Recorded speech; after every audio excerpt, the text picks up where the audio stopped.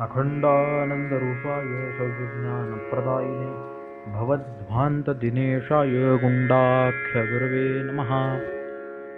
पसायदान भाग 3। सद्गुरु ज्ञानेश्वर महाराज की जय।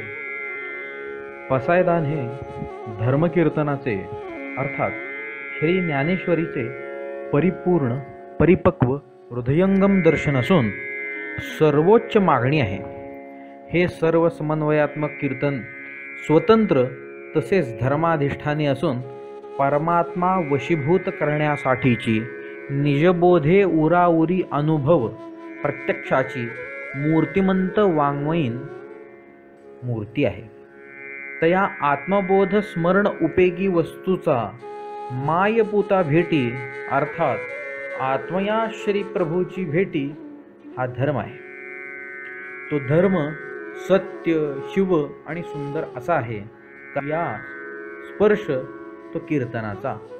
या विश्वाची बांधणी सत्याधिष्ठित शिव अर्थात शुभ आणि सुंदरतेने परिपूर्ण असावी असा संत शास्त्र संतवाणी यांचा उदात्त विचार असतो। यासाठी अनेक लोक व्यावहारिक सत्तेच्या आश्रयाने वैज्ञानिक बाजू मांडून समाजाच्या नैतिक स्थैर्याचा प्रयत्न करीत असतात, पण तो नैतिकतेचा मूळ असणाऱ्या सद्धर्म आणि ईश्वर या उभयतास वगळून त्यामुळे विकास होत असताना समाज नैतिक मूल्य संवर्धन या प्रणालीत पुरता घसरत जातो असा व्यावहारिक अनुभव आहे।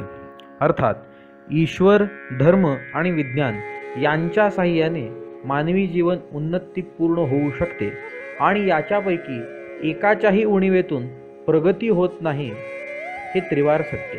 कारण केवळ वैज्ञानिक दृष्टीने मानवी जीवन समृद्ध होईल असे म्हणता येत नाही। सुखसोयींची प्राप्ती विज्ञानातून आहे, परंतु समाधानाची प्राप्ती नाही। समाधान अर्थात मनुष्याच्या अंतःकरण वृत्तीचे स्थिरीकरण। जोपर्यंत वृत्ती चंचलता बाजूला ठेवून एकाग्र होत नाही तोपर्यंत समाधानी होणे शक्य नाही। सुखाची इच्छा मनुष्याच्या ठायी स्वभावगत असून ती शांतीचीच इच्छा असते, ना की युद्धजन्य परिस्थितीची।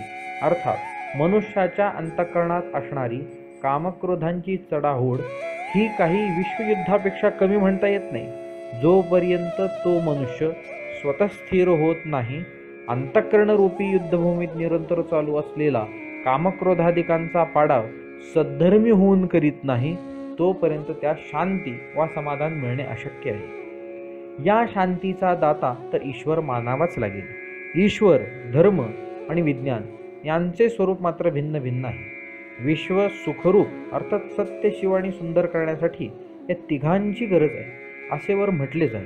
कारण रवा साखर तूप यांचे स्वरूप भिन्न असले तरी पण यांच्या मिश्रणातून सुग्रा स्निग्ध पौष्टिक शिरा तयार होतो। परंतु यासाठी सुगरण उत्तम आचार्य लागतो हे विसरून कसे चालेल। कोणत्याही पदार्थाचा अतिरेक झाला की दुःखाशिवाय हाती काही येत नाही। म्हणून धर्म ईश्वर आणि विज्ञान यांचे एकत्रीकरण करून योग्य अपेक्षित अशी मानवी जीवनाची उन्नती करण्यासाठी संतच लागतात। वेड्या गबाळाचे काम नव्हे हे निश्चित। विज्ञान हे सुंदर असून धर्म शुभ आहे, परंतु दोघांचेही अधिष्ठान हा ईश्वर आहे। कारण विज्ञानाचा आद्यप्रणेता धर्माचे साध्य ईश्वर आहे हे नक्की। जसा ईश्वराचा संबंध अधिष्ठान रूपाने धर्म आणि विज्ञानाशी आला, तसा धर्माचा संबंध ईश्वर आणि विज्ञान यांच्याशी अपरोक्ष आहे। धर्मनिष्ठ व्यक्ती विज्ञानाच्या उपयोगातून समाजास भ्रष्टाचाराचा थांग पत्ताही तेथे सापडत नाही। तसेच धर्म दुवाड असून आचरणीय आहे, म्हणून त्याच्या आचरणाने अंतःकरण शुद्धीपूर्वक ईश्वराच्या तात्विक स्वरूपाचे ज्ञान होते, ते स्वरूप समजते। म्हणून क्रियात्मक असणारा धर्म हा विज्ञान आणि ईश्वर यामधला दुवा आहे हे सिद्ध आहे। परंतु मानवी जीवन उन्नतीच्या शिखरी प्रस्थापित करण्यास केवळ हा धर्म संतविना उपयोगी ठरत नाही। तो शुभ असून त्याला अबाधित्व आणि सुंदर करण्याचे श्रेष्ठ काम श्री ज्ञानेश्वर माऊलींनी ज्ञानोबारायांनी या धर्मकीर्तन याच्या माध्यमातून केलेले आहे। कारण यात कर्म धर्म संयोग सर्वोत्तम असून विज्ञानाची प्रतिष्ठाही आहे। मानवी जीवन उत्तुंग यशप्राप्तीच्या दिशेने नेणारं शास्त्रही आहे। अंतःकरण वृत्ती सदा उल्लसित ठेवणारं कीर्तनही आहे. म्हणून हे धर्मकीर्तन विश्वाचा आकृतिबंध सत्य शिव सुंदर करू शकते. त्याच धर्मकीर्तनाचे परिपक्व आणि उदात्त स्वरूप म्हणजे पसायदान आहे.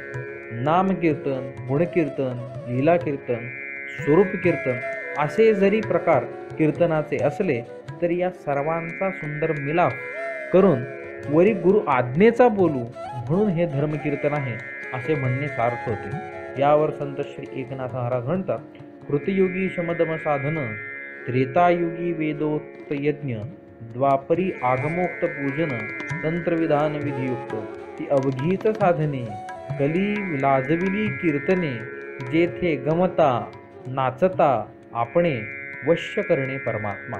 तसेच माऊली म्हणतात, तरी कीर्तनाचे नटनाचे नाशिले व्यवसाय प्रायश्चित्ताचे, जे नामची नाही पापाचे ऐसे केले. अशा या सद्गुरु आज्ञेचा बोल अभिव्यक्त करताना सकल शास्त्रसार गीतेच्या रूपाने मूर्त करीत सेवा भावनेने माऊलींनी जी सद्गुरुपदी मानवी जीवन समृद्ध उन्नत उत्तंग करण्यासाठी जे कीर्तन केले धर्मकीर्तन, आणि त्या धर्मकीर्तनाच्या फलस्वरूप प्रसाद म्हणजे पसायदान आहे.